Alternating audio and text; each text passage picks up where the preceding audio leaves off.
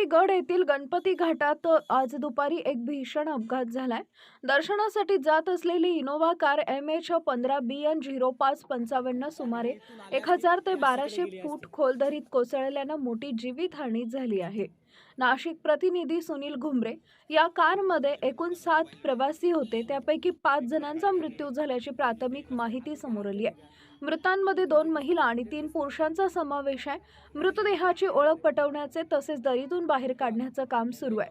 अपघाताची माहिती मिळताच स्थानिक ग्रामस्थ, पोलीस आणि आपत्ती व्यवस्थापन पथक तत्काळ घटनास्थळी दाखल झाले। बचाव कार्य युद्ध पातळीवर सुरू आहे।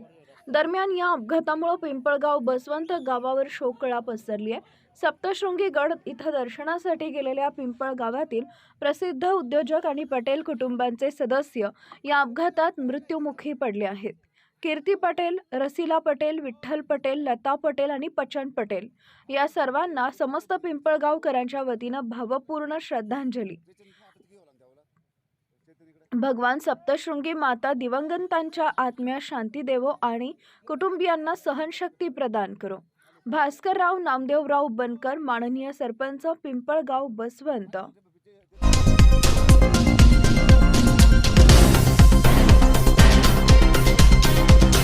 धाड पोलिसांची मोठी कारवाई, अवैध दारू विक्रीवर एकाच वेळी धडक छापे। धाड प्रतिनिधी अबुजर मिर्झा। धाड जिल्हा बुलढाणा इथं वाढत्या अवैध दारू विक्रीच्या विरोधात पोलीस अधीक्षकांच्या सूचनेनुसार धाड पोलिसांनी मोठी आणि प्रभावी कारवाई करत एकाच वेळी 10 ठिकाणी छापेमारी कारवाई करून अवैध दारू विक्री करणाऱ्या इस्मांवर गुन्हे नोंदवले आहेत। पोलीस अधीक्षक निलेश तांबे यांच्या आदेशानुसार आणि अप्पर पोलीस अधीक्षक अमोल गायकवाड तसेच उपविभागीय पोलीस अधिकारी सुरेंद्र पाटील यांच्या मार्गदर्शनाखाली ही संपूर्ण कारवाई करण्यात आली आहे। ज्यांच्यावर कारवाई करण्यात आली आहे, धाड हद्दीतील ढाल, सावंगी, जामठी, सावळी, शिवर व रुईखेड मायंबा परिसरात अवैधरित्या हातभट्टी व देशी दारू विक्री करणाऱ्या खालील व्यक्तींवर छापेमारी कारवाई। मधुकर मारुती आव्हाड राहणार ढाल सावंगी, अंकुश भागाजी शिंदे राहणार ढाल सावंगी, शुभम विठ्ठल गुळवे राहणार ढाल सावंगी, लालाबाई हसन बागुल राहणार जामठी, अफसर बलदार बर्डे राहणार जामठी, युसुफ अकबर बर्डे राहणार जामठी, गणेश पंढरीनाथ अवसर मोल राहणार सावळी शिवर, दिलीप जयवंता काकफळे राहणार रुईखेडा मायंबा आणि राजू शिवाजी रावजी काकफळे वय वर्ष 17 राहणार रुईखेड मायंबा, अनिल रावजी काकफळे वय वर्ष 47 राहणार रुईखेड मायंबा।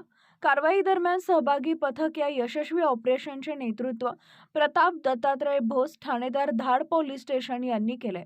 त्यांच्यासोबत पोलीस उपनिरीक्षक परमेश्वर केंद्रे, सहाय्यक फौजदार प्रभाकर लोखंडे, पोलीस हवालदार शांताराम जाधव, पोलीस हवालदार श्रीकृष्ण चव्हाण, पोलीस हवालदार रवींद्र चव्हाण, पोलीस हवालदार सुनील सोनोने, पोलीस शिपाई अनिल तांभणे, पोलीस शिपाई इम्रान पठाण, महिला पोलीस शिपाई वैशाली कोरडे तसेच होमगार्ड पथकांचा सहभाग होता।